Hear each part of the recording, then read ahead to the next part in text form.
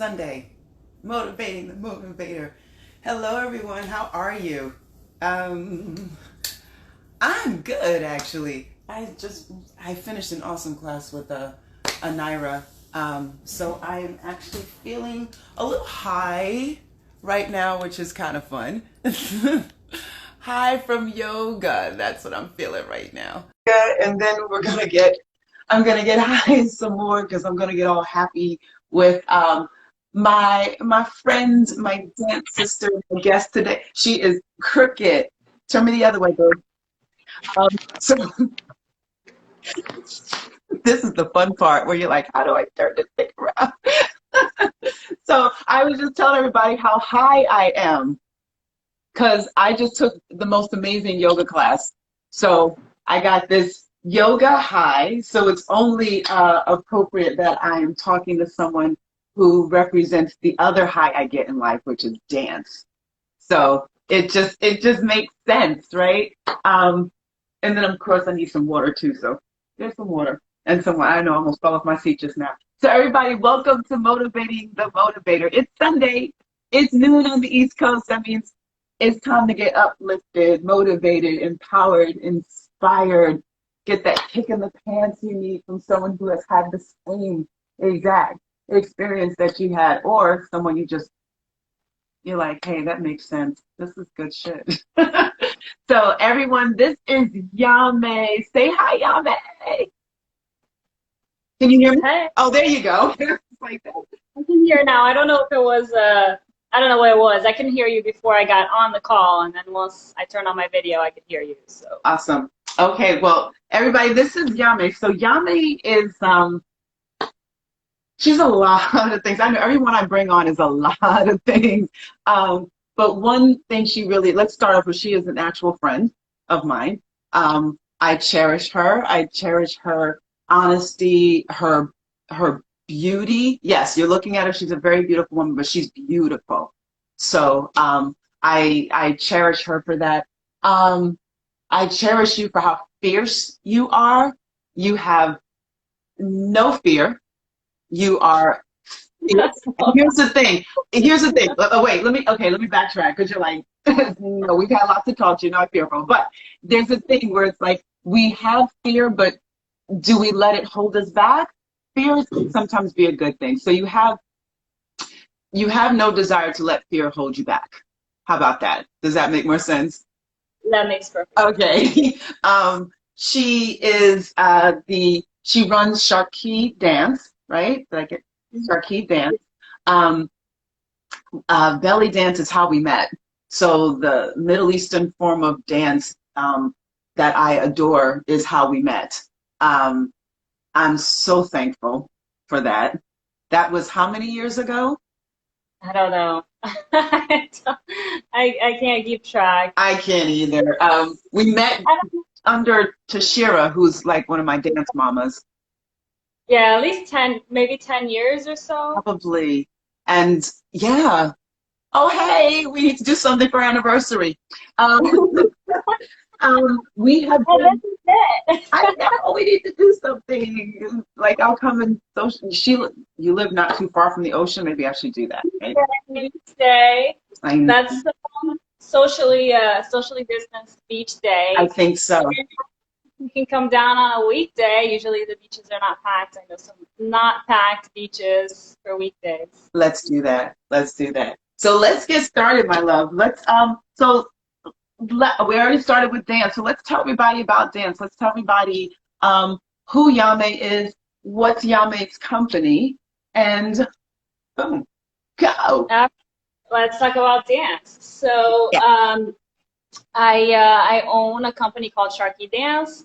It is kind of has a I like to think about it as being having two different aspects that are really not different. They're one and the same. And I think every business, every conscious business probably has the same thing.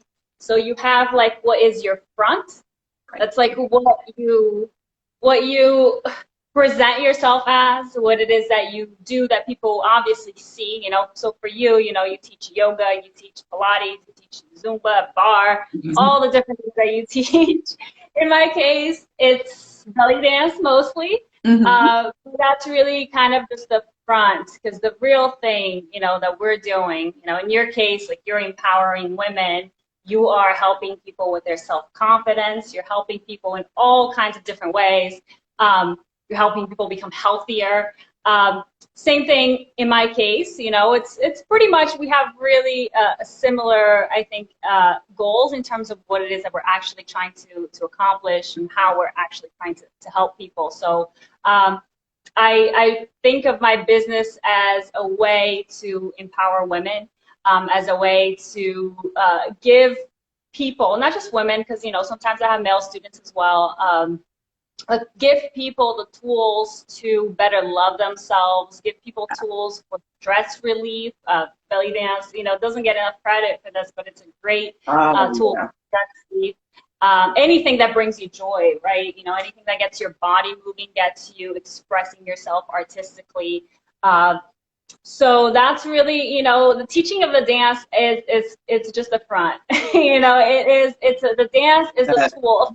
I do teach it as an art form, where if you take multiple classes and you really, checking out the content that I'm putting out there in my blog and my emails, you are learning the dance as an art form, which belly dance, if you've never taken a belly dance class, you really actually have no idea what belly dance actually is, because it is an art form that takes years of study, and not just to master the movements themselves, but to really understand it in the context of the culture that it comes from, to understand the different types of music that a belly dancer has to be aware of. You're learning classical Arabic music, you're learning folkloric music, you're learning drum solos, you're learning how to dance to melodic instruments. You have to know what those instruments sound like, what they represent. You have to know a little bit of Arabic to know what the songs mean. So you're constantly looking at translation. So it is. You were offering classes for that too, right? Arabic class. Yes.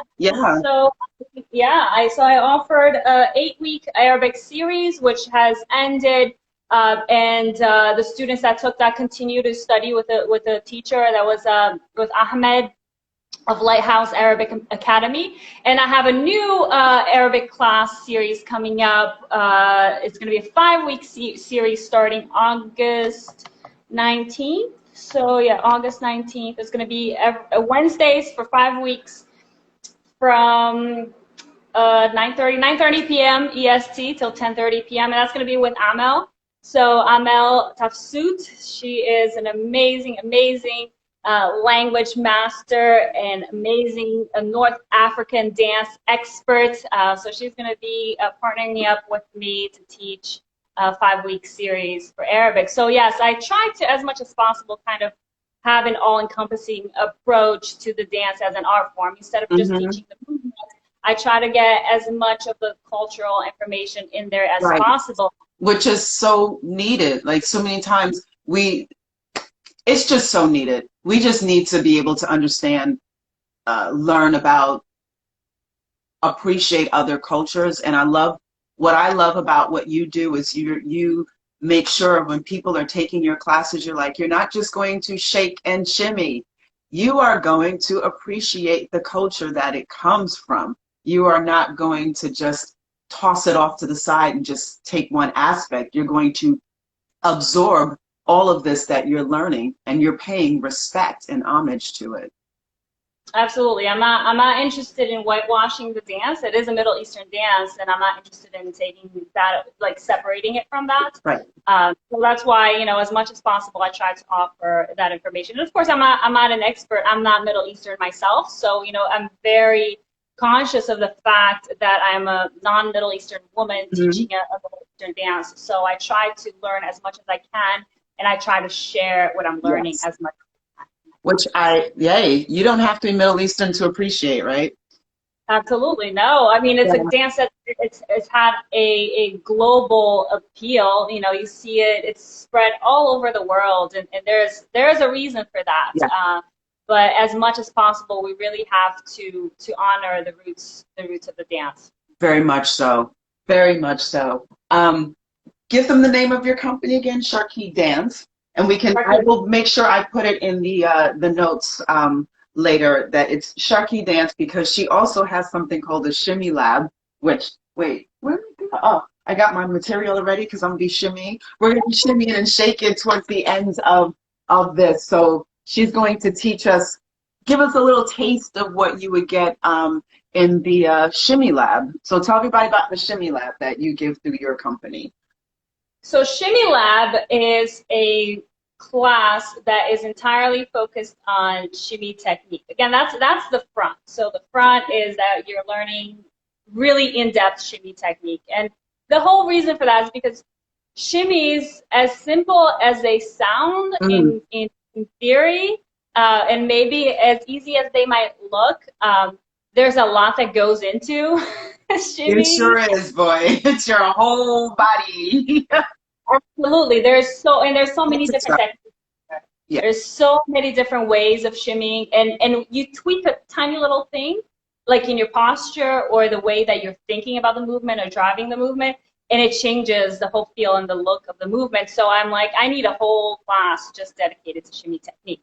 So and people come to me for their shimmy technique, to improve their shimmy technique all the time as well. So it started as a workshop concept, and it's evolved it's been a weekly class for a few months, and now I'm changing it to, we're going to meet live once a month. It's an hour and a half, and then in between each session, which is going to be in the middle of each month on a Saturday, in between, the people that are signed up for it will receive some very short little videos, 5 to 10 minutes long, with a breakdown of some exercise, really bite-sized chunks, so that they can practice in between every week, every day, if Yeah. possible, every other day, whatever works for your schedule. And then we meet once a month, and we really go in depth, and we get really nerdy about that technique. I love saying your company because Yeah, have that's really you good. have your own company.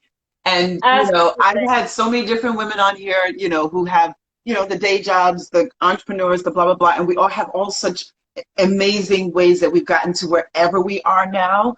Let's talk about you as an entrepreneur because we've had these conversations for a while about, Oh my goodness. Yeah, absolutely. yeah. And I forgot to say in the beginning, thank you so much for having me. Like this is just awesome being being on Oh, your I'm channel, so because glad you're here, baby. you are like, you've been one of my biggest, inspirations and role Oh, models comes to just having somebody that I see and I'm like, that's what I want to do. Not in the same way, right? but being an entrepreneur is not an easy thing. And No. you took your time. So, I did. Yeah. It took a long time. but not in a bad way. I mean, you can't rush into these things. I mean, let's talk about your process because everybody has such a different process and a different road. Um, Right. so let's talk about yours. Let's talk about how you got to your company, which I love to say, Yame's companies.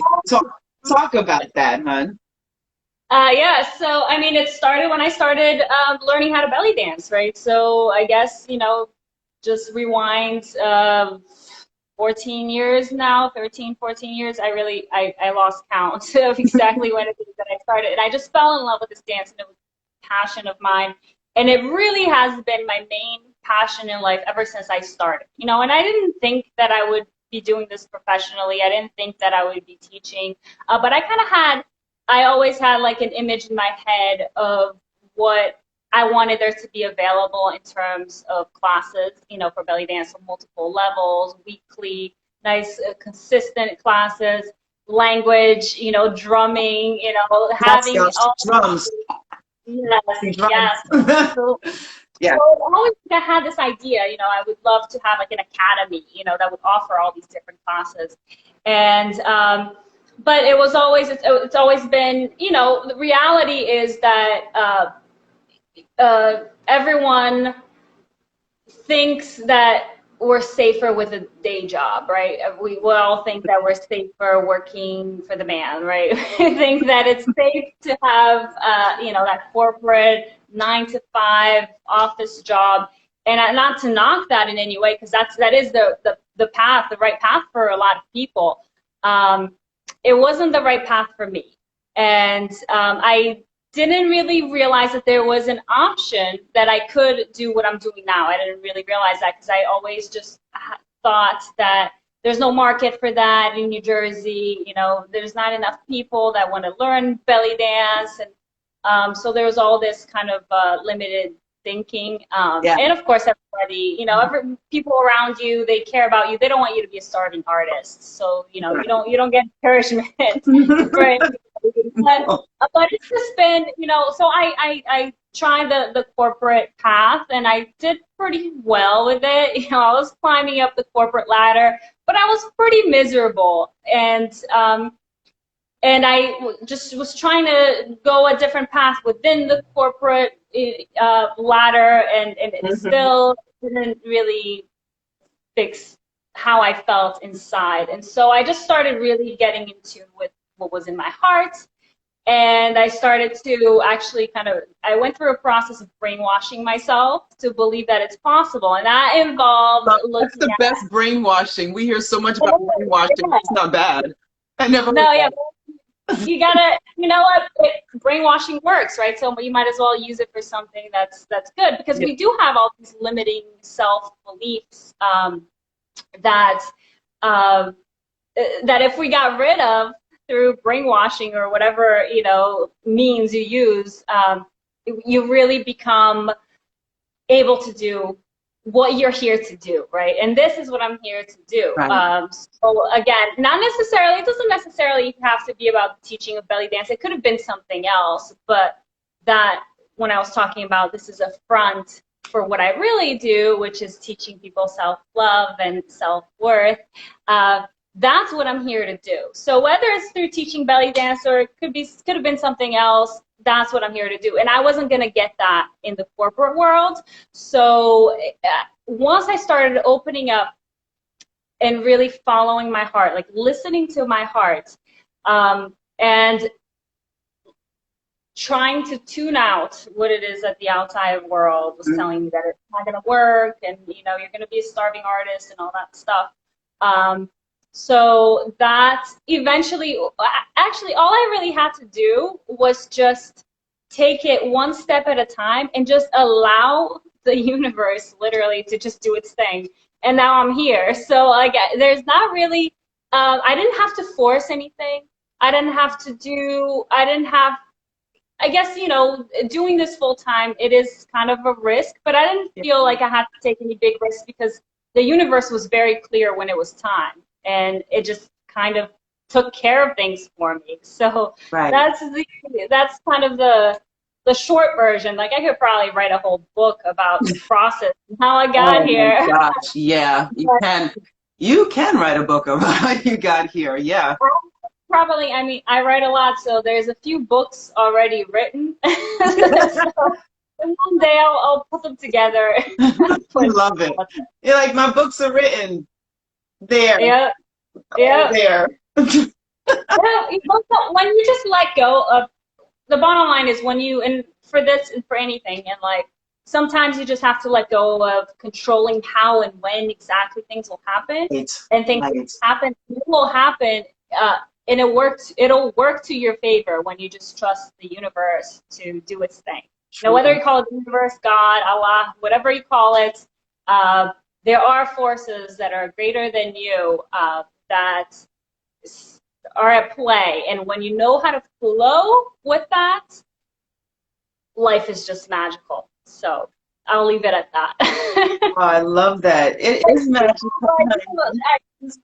Before we move on to anything else, you were such a huge inspiration, you know, when it came to envisioning what it is that's possible, when it came to seeing what it is that I want to do. We had a lot of conversations of this very early on. I mean, years ago, I was telling you, I can't take this anymore. No. And you just like, you really grounded me in what it is that I needed to do, you know, for this to happen. So thank you so much for that. I'm so happy for you, hon. An incredible, incredible person. You are a force to be reckoned with. Ah, thank you. You know, it's so funny. I always felt that about you anyway. We felt it so much. We did Yame and I did we had a duet a couple of years ago at my, Oh my God. that I know, I, right? Did you get exhausted just thinking about it? Every year I had my global dance party is just every shape, color, culture on stage, which is just one of the most beautiful things you'll ever see. But one year I was like, hey, Yame, let's do a duet. Man, it was tough because it's interesting because yes, I do this form of dance, but there are so many different forms within this form of dance. So I am more Nubian, Gawaze. She's very lifted. I mean, I do that, but when I'm like, hey, it's my turn to choreograph, open those legs. Boom, boom, boom. And she's like, no, we're lifted. We're here. And we're just like, choreographing was a lot of fun with you because it was like, here, you do my thing, and now you do my thing. And it was like, whoa, because we had to learn so much from each other. And I tell you, there was a small little itty bitty part. Let me just tell everybody, my lovely friend here is Brazilian. So she's got a mean samba. Um, mine is a samba that looks like I was raised around a lot of people who are Dominican. I did a lot of salsa, so I don't have a really good.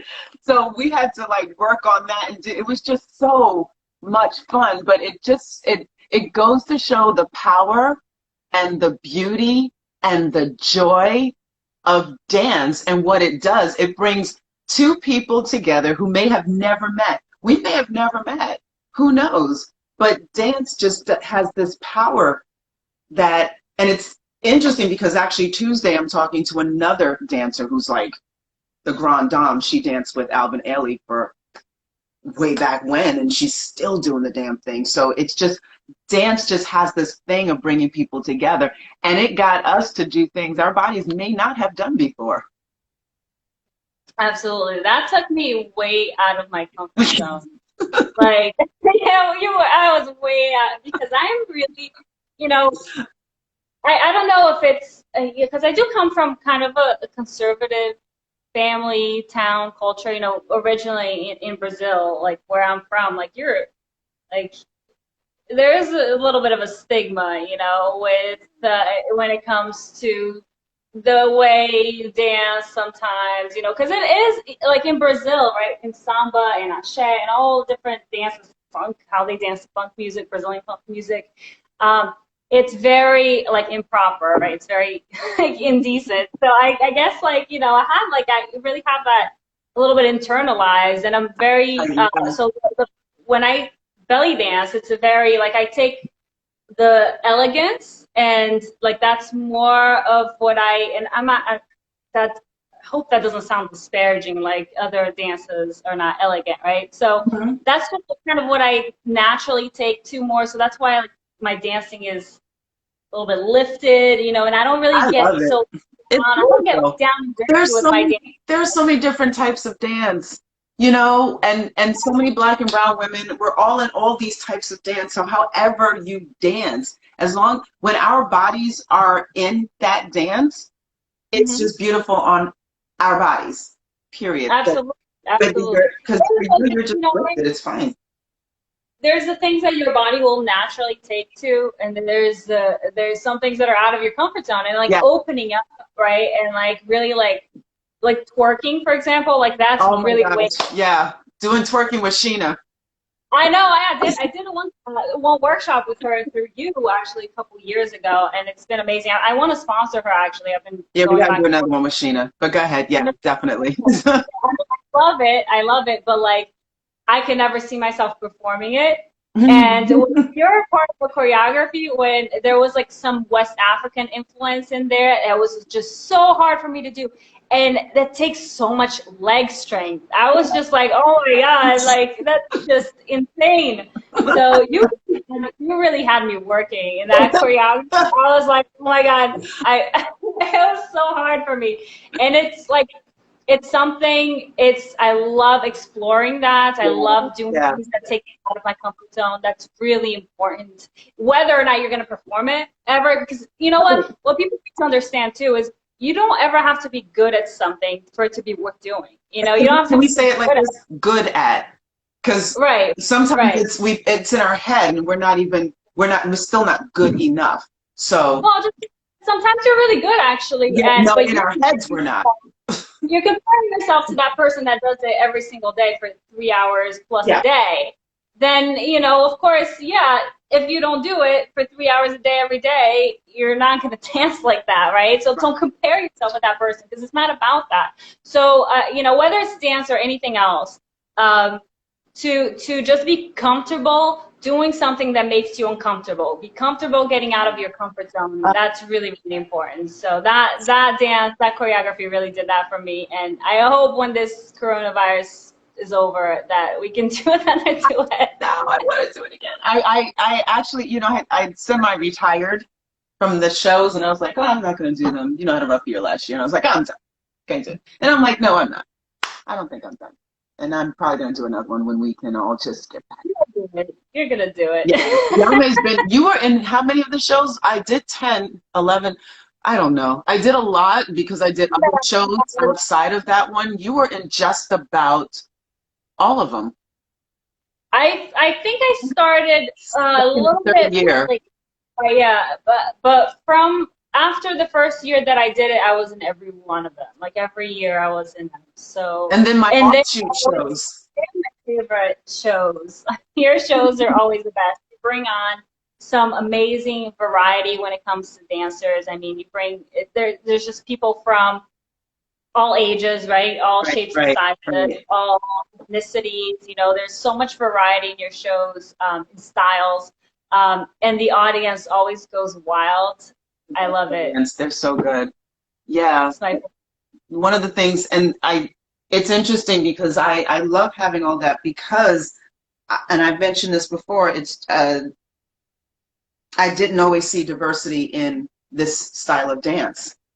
And this, hey, studying under Ariana, studying under Jashira, um, you know, there are Anahid, because I did some work with her too. So, doing the work with all these women opened me up to the fact that even though we have a long way to go, we have a long way to go. I mean, just in life, we have a long way to go when it comes to diversifying and being a part of this community.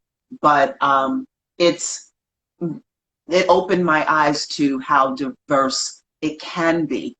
That there is some representation of all kinds of women in this.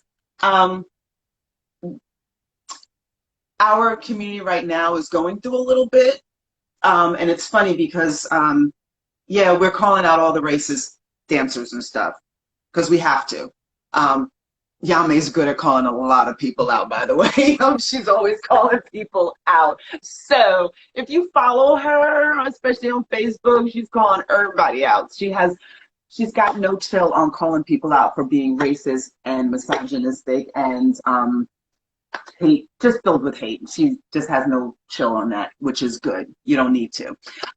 So that sweet little smile of hers, she will call your ass out.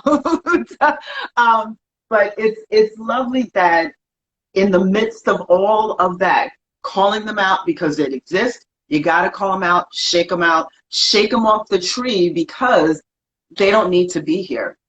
This is like such an amazing, wonderful platform for women to be a part of, to discover their own power. I use that word a lot because power is exquisite because I think when it's used properly, it fuels you and it helps you to go out there and do what you need to do for the world. I think from my observances of you and what I know of you, I think it does that for you also, that it gives you this power. It also helps me to appreciate my body and feel good in my body. How has it helped you with just feeling good about your body? How do you feel in your body? Because I talk about Pilates and I talk about yoga. Obviously, I talk about dance too, but I want you to talk about that, like how it just gets you to feel so good in your body, good in you. absolutely. So I'll start with the calling out part. We'll start Yeah. start with that negative. We'll start with the ugly, and then we'll move on to the good, right? So we're living in a moment, right now that this is like we're at a crossroads right now where the decisions that we make right now, the things that we do, the actions that we take are going to either lead us into a better world with more diversity, more inclusivity, more fairness, justice for all, not just depending on your skin color.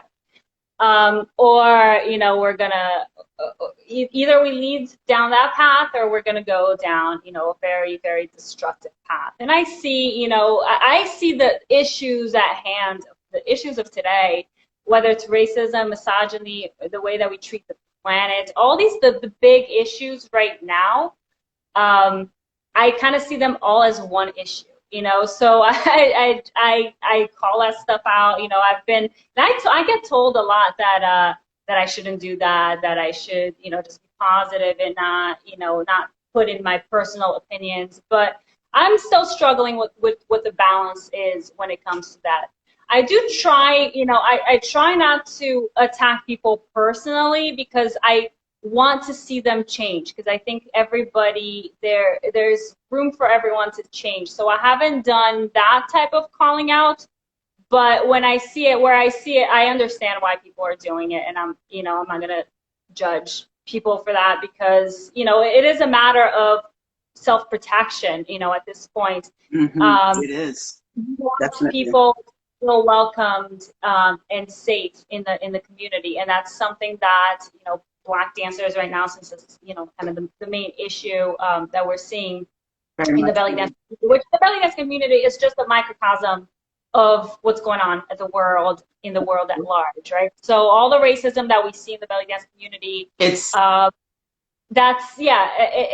there because it's everywhere, right? Yeah. So we have to figure out how to address that at every level. You address it as a personal level, whether it's somebody in your personal life that has a certain view, you try to address that, or whether it's somebody in the community, in the belly dance community, or whether it's at a political level. We have to address it at every single level, and everyone has a different way of addressing it. And for me, when it comes to the belly dance community, what I'm doing is I'm listening to what Black dancers have to say, because this is number one, is just shut the fuck up and listen. That's what we need to do a lot more, right? We just need to shut up and listen. I'm saying this as somebody who is ethnically, I'm white. Clearly, I'm as white as it gets. But I also am a minority, as an immigrant, having moved into this country in my teenage years. I have experienced a lot of, everything that minorities experience. I didn't always come in here talking like this. When I came in here, I had an accent. When I came in here, I wasn't treated the same as all the kids my age. I wasn't welcomed with open arms by any means, by any stretch of the imagination. So. And I'm grateful for that experience, 100% grateful, because it's given me a level of insight and empathy for what all oppressed people go through. And that informs my personal philosophies, and it informs the way that I run my business, and it informs the way that I act in the world. So the way that I'm dealing with it in the belly dance community is to listen, and I speak my mind. I try to do it in general terms. I'm trying not to personally attack people. Again, it doesn't mean that I'm telling other people not to personally attack. What other people do is their business. But I'm trying not to personally attack people, because I want to be open to seeing them change and to having conversation. But again, it depends, there's certain things that, so I'm not going to go into the specifics there, but supporting Black dancers is very, very important. So that's the biggest way, right, to listen and to support dancers of color in this moment. That's what's really going to change things, because you can we can sit there, right, and just attack and call people out all day. But if you're calling people out, but you're not doing anything to support dancers of color, how is that going to change, right? Is that going to help? So I think that we have to really look at it from a holistic perspective. So that's some of the ugly sides of the dance, right? There's other ugly sides too. You know, when it comes to dancing professionally, it can be it's I mean, you'll go through all kinds of there are requirements, right, for how you should look, you know, the body type that you should have. So it can be a dance that at that level, it can actually make any body image issues worse. And I've seen it happen. You know, if you're dancing professionally, I can personally attest. So yeah.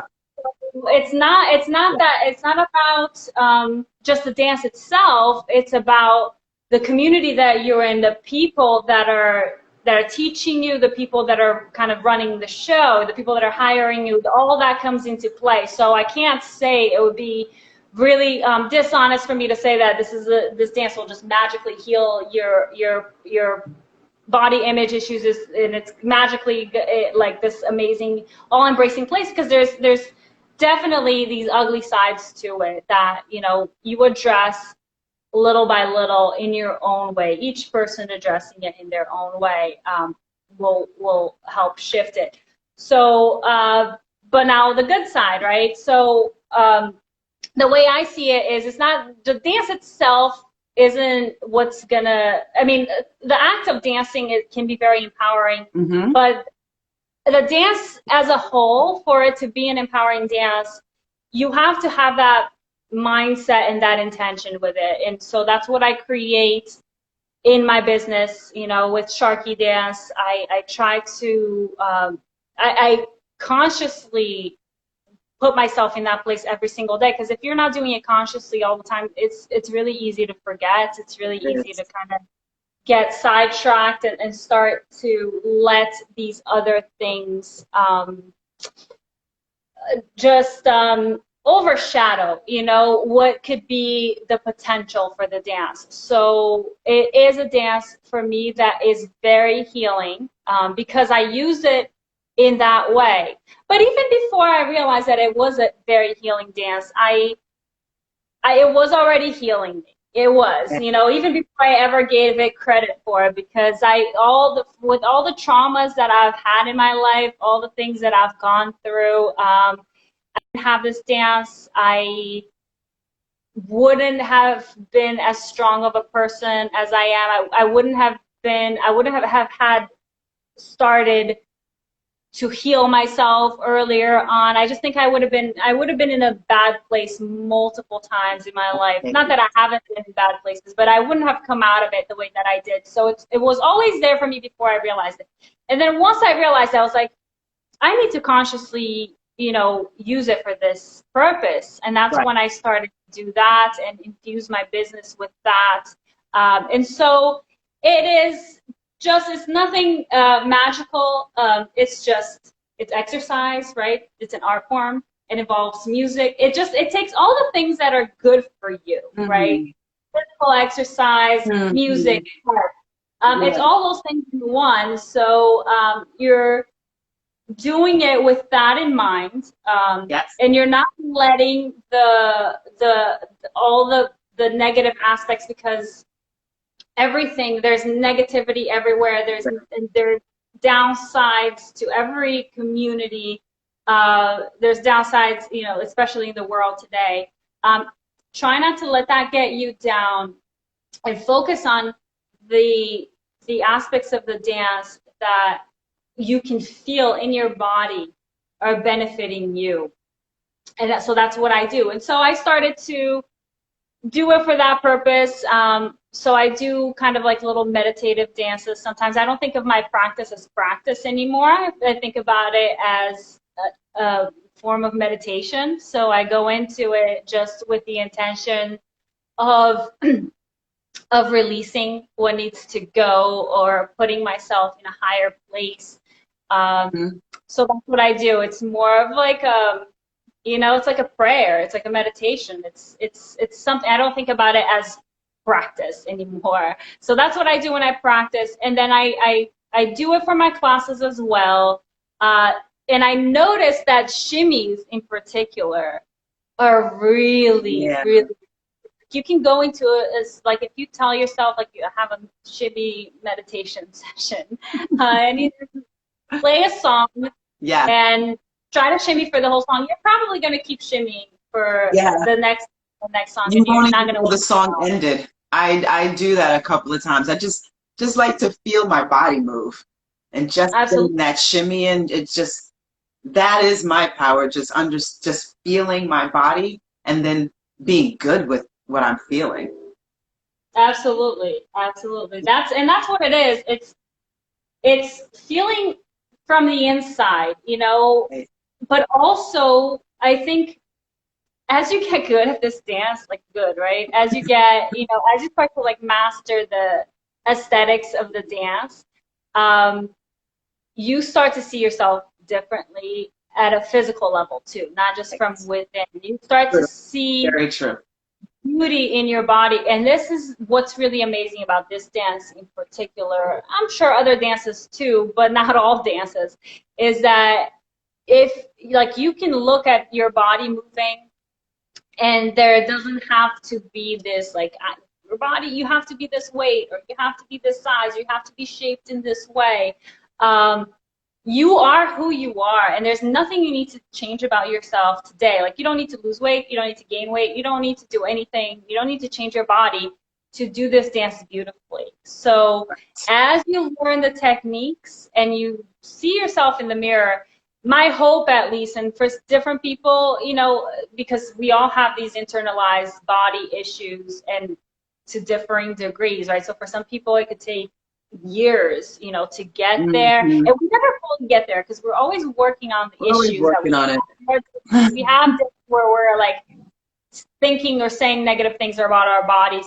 But the kind of the goal that I see for my students is to be able to look at themselves in the mirror and just like what they see. And there's nothing to do with these Right. beauty standards of your society, because really those are not real. Okay, those are completely like made up, and you know that they're made up because they're different depending on which country you're in this very moment. Like if I'm standing here in the US and a lot of people are like, oh, you have a perfect body, you have a perfect body.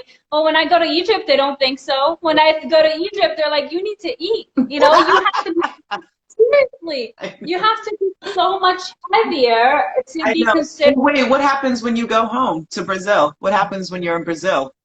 When I go to Brazil, I need thicker legs. So that's for you, right? You're Every always time talking about my I need legs, right? higher Like, thighs.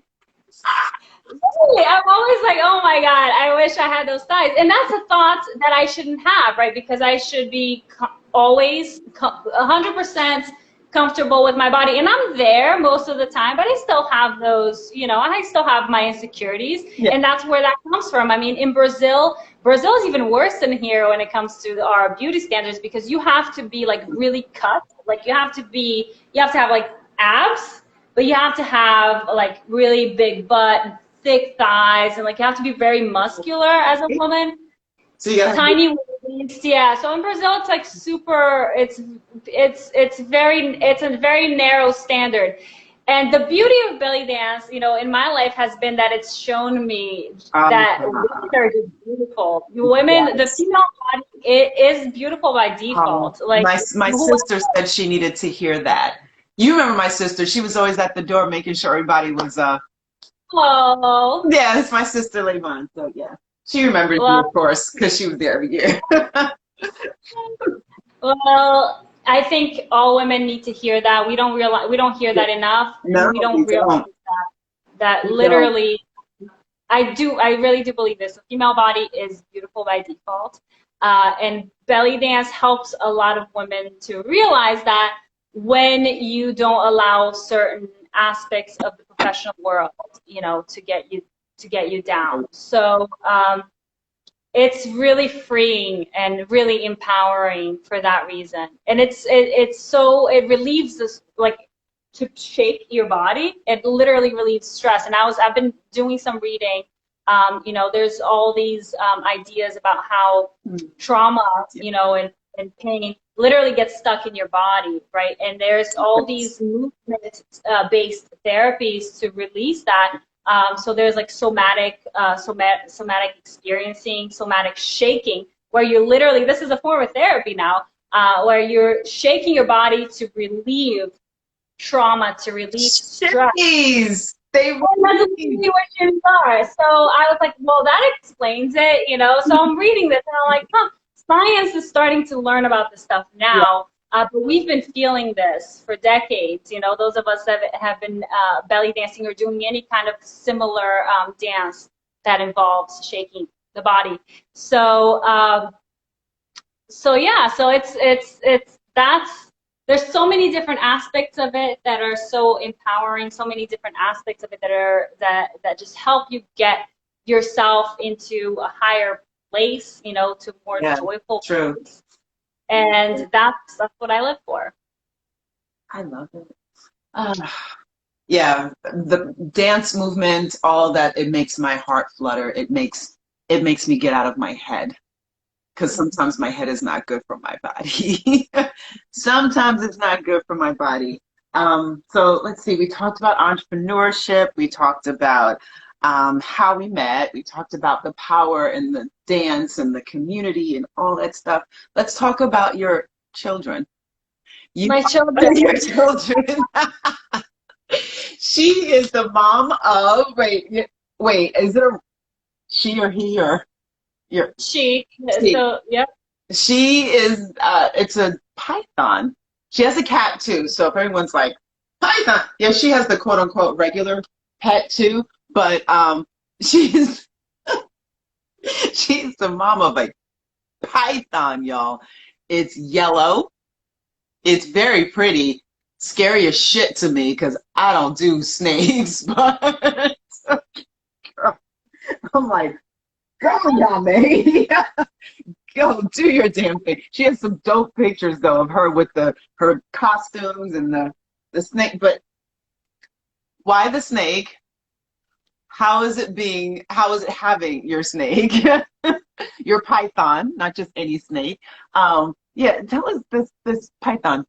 Go ahead. Talk about your python. So I have two snakes now. Yep. Yep. Well, so girl. I have yep. So it's a ball python, and that's Gigi. She is now about 3.5 years old. So she's not full grown yet. She's still probably. I'm sorry. That's getting there. She's big. She's not that big. Oh, God. I don't know. It looks like an anaconda to me. I'm just scared of snakes. So. Oh my God. No. So okay. So she's a ball python, not to be confused with other pythons, because there's Burmese pythons, reticulated pythons. Those are giants. Those are giant snakes, and I don't have any of those. I have one ball python, which is Gigi. So she is 3.5, and she is amazing. Having snakes is very different from having regular pets. Snakes are they're not they're not super smart. They're smart, I guess, in their own way, but they're not very they're not super, they don't have the level of awareness that we have, right? So they're not going to bond with you. So that's an animal that you'll have, that's, if you're looking for an animal that's going to love you back, that's not the animal. That's not for you. That's a snake is for somebody that's okay with loving a pet and knowing that it's never gonna love you back.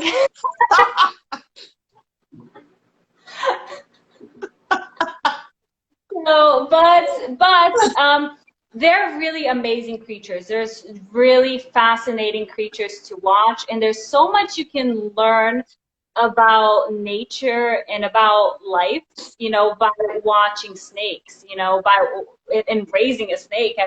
You really learn a lot. I feel like I learned more life lessons from Gigi than from any book I've read. It's really really amazing if you have that kind of like there's certain people, right, that, and I'm one of them, that watch nature and the cycles of nature and animals in nature. And you Mhm. don't just watch it because it's beautiful and because it's interesting to learn at like a scientific level or whatever. You also kind of see the symbolisms, between that and your life and things that are going on in the world. And snake people, not all snake people are like that, but a lot of people that are into snakes kind of have that type of awareness. So that's really why I have snakes, and they're really amazing. The little one is Lucy. She is 2 months old, and she's just a little pain in the butt right now because she's not used to me just yet. So she's still like a little bit defensive, but we'll get her there. She'll get better. Gigi is like a sweetheart. There's no issues with her at all. She's not defensive at all. She's just sweet. Do you let her Just sweet. crawl around? How does this work? What? Do you let her like not crawl? Snakes don't Yeah, crawl. yeah, I sound say crawl. I mean, they don't have legs, but Yeah. yeah, just Uh, slither around. So they are kept in tanks. If you have a snake, you don't let it roam freely. They're kept in a tank, just like like a fish, but not with water. You keep them there. They have the substrates. You have oh my gosh. most reptiles, you have to have a hot side, a cold side. So really keeping any reptile is a lot more about knowing how to manage their humidity levels and their temperature and things like that. So that's really what that's all about. Like with fish, you have to worry about like the water and cleaning the water and things like that. So that's it's nothing like having a cat or a dog, so it's more about how you keep the enclosure and the environment of the animal. So she's in her tank most of the time, and then a couple times a week I'll take her out and I play around with her a little bit, and then I put her back, and that's it. You don't leave them unattended anywhere.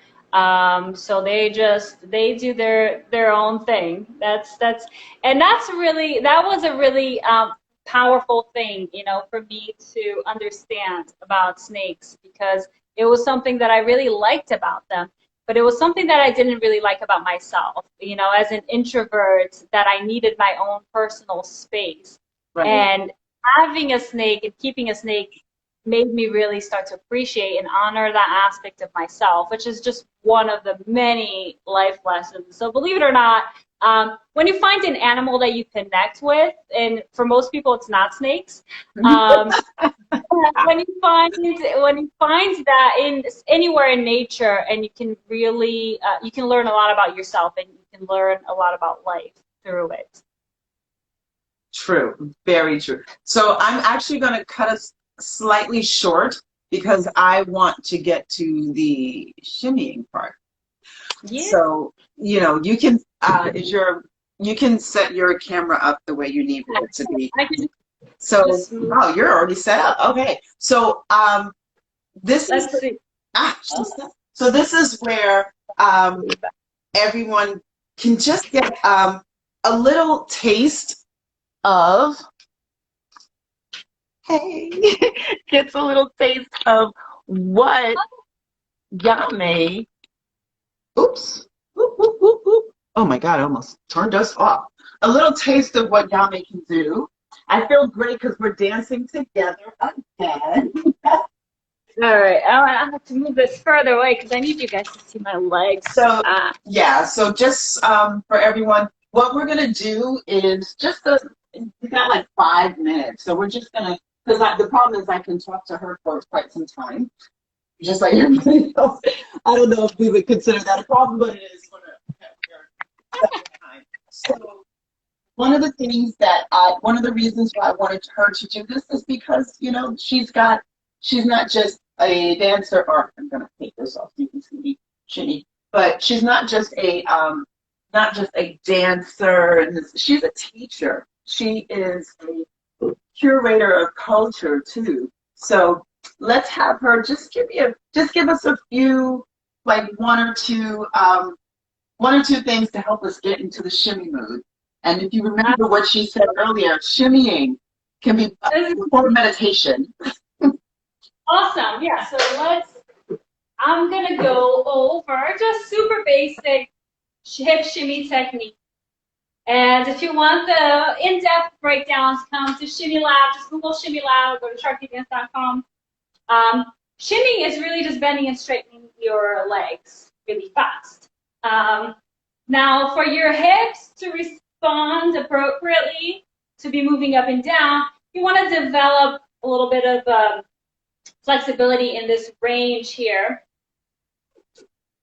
So hips coming up and down, up and down. What?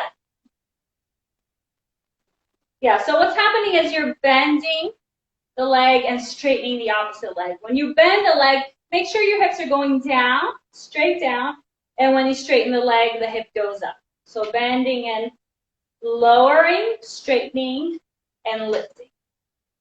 And you want to keep your feet on the ground. I know you can't see my feet, but you want to keep your feet grounded, heels down. Your knees are always soft, never lock the knees back. Heavy your tailbone down and engage your abs. So just bending and straightening the legs. And as you gain this motion, this amplitude of motion here around your hips, you can start to increase the speed. But try not to make the movement smaller as you make it faster. Try to keep it the same size. Take a deep breath in. Open your heart. And exhale. So this is a really amazing movement for releasing any kind of tension that's built up around this area. Then we have chest shimmies. So I love this one whenever I'm feeling really angry.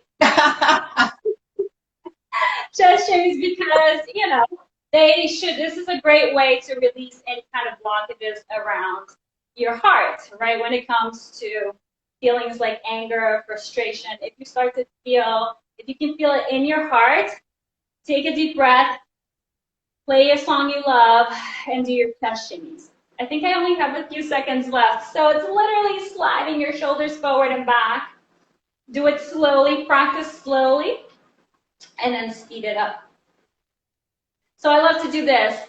Chest shimmy down to hip shimmy up to chest shimmy. Chest to hips, hips to chest. Beautiful. Take a deep breath in and breathe out. I think I'm running out of time. But I want everyone to take that and in the morning throw on some music and just start to move. Yes. And just see what it's like. You're grounded. You got to keep your feet grounded and just let those hips move. And I love it. Yame's like when you're feeling angry, mad, just shoulder shimmy. Get it all out. It helps. It helps me. Get it out, y'all. That was just a quick little thing because we would have wanted it to be longer, but my gosh, she and I can like blah, blah, blah forever. So, but that was just a little taste. So when I post this, it'll have her information on there. Yame, I love you, baby. Thank you so much. Thank you so much. For shimmying. And I have to get down there to the beach. Yeah, we have to pick a day of the week. Yeah, yes. Do it. Let's do it. Let's not even think about it. Let's just do it. Oh, yeah. Yes. My love, thank you so much for coming on today. And I love you, honey. Thank you so much. Thanks for sharing you. Oh, thank you. Thank you so much for everything that you do. Seriously, you're an awesome role model, inspiration, and I'm really honored to be here today. Thanks, love. Take care, babe. Thank you, everyone, for joining us. Ciao.